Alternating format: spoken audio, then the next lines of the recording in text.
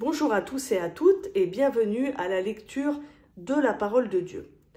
Aujourd'hui, nous allons lire Genèse chapitre 28. Isaac appela Jacob, le bénit et lui donna cet ordre. Tu n'épouseras pas une Cananéenne.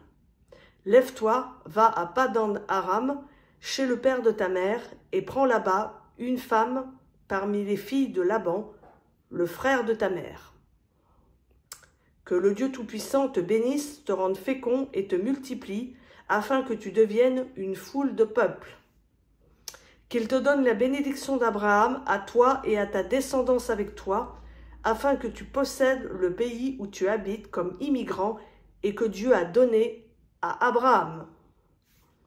Isaac fit donc partir Jacob qui se rendit à Padan-Aram, auprès de Laban, fils de Bethuel, l'araméen, frère de Rebecca, mère de Jacob et d'Ésaü. Ésaü vit qu'Isaac avait béni Jacob et l'avait envoyé à Padan-Aram pour y prendre femme, et qu'en le bénissant, il lui avait donné cet ordre: tu n'épouseras pas une Cananéenne.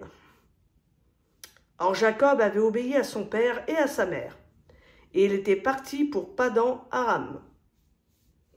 Ésaü vit ainsi que les Cananéennes déplaisaient à son père. Alors Ésaü se rendit auprès d'Ismaël. Il prit pour femme Mahalat, fille d'Ismaël, fils d'Abraham et sœur de Nébaïoth, en plus de ses autres épouses. Vision de l'échelle.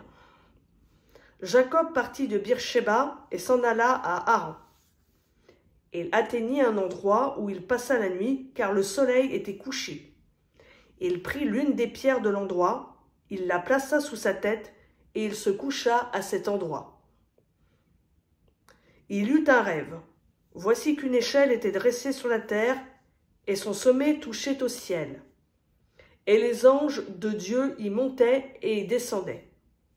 Or, l'Éternel se tenait au-dessus d'elle. Il dit: je suis l'Éternel, le Dieu d'Abraham, ton père, et le Dieu d'Isaac.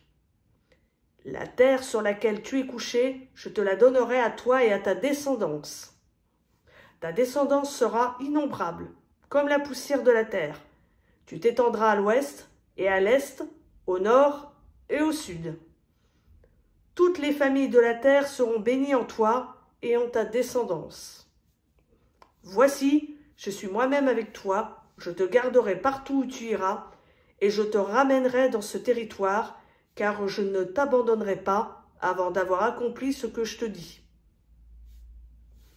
Jacob s'éveilla de son sommeil et dit: certainement l'Éternel est présent dans cet endroit, et moi, je ne le savais pas.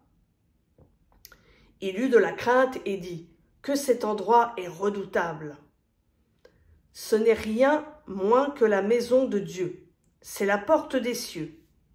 Jacob se leva de bon matin, il prit la pierre qu'il avait placée sous sa tête, il l'érigea en stèle et versa de l'huile sur son sommet. Il donna le nom de Béthel à cet endroit, mais la ville avait d'abord porté le nom de Luz. Jacob fit un vœu en disant: si Dieu est avec moi et me garde sur la route où je vais, s'il me donne du pain à manger et des habits pour me vêtir, et si je retourne en paix à la maison de mon père, alors l'Éternel sera mon Dieu. Cette pierre que j'ai érigée en stèle sera la maison de Dieu. Je te donnerai la dîme de tout ce que tu me donneras. C'était donc la lecture de Genèse, chapitre 28. Donc j'ai repris cette lecture dans la Bible Thomson. Voilà, je vous souhaite à tous et à toutes une bonne fin de journée et à bientôt sur Elolam.